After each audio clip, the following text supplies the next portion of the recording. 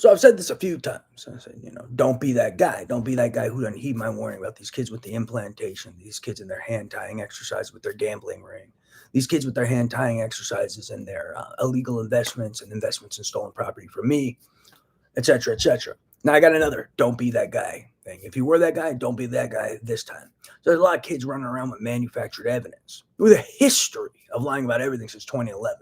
Track record.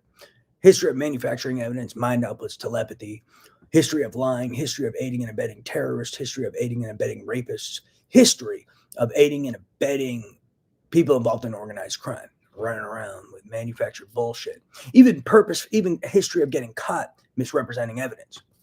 So there's some kids who have been supposedly floating around handing piles of manufactured nonsense to people. Don't be that guy who trusts these people and their overseers who have also been lying repeatedly, who accepts this without authenticating it. Rule of thumb, always authenticate it. Don't be that guy who doesn't authenticate. Because these guys have been manufacturing. They got some place called the Frame Lab and the Fame Lab, and they're learning how to try to manufacture evidence that can't even be, that's unverifiable. They've even been attempting.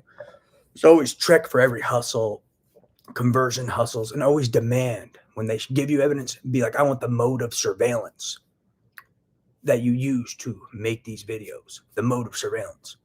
So, and then if they say, oh, it's a satellite, be like, well, let me see this satellite and where it's operated, and let me make a video with it, get the file, and then let me compare the file that I made to your videos. Make sure you do that. So mode of surveillance is key, and then make a video with their mode of surveillance and then compare it to what they give you.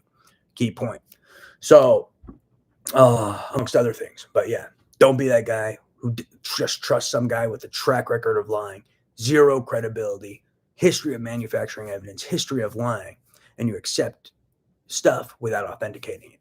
Don't be that guy. Praise Jesus.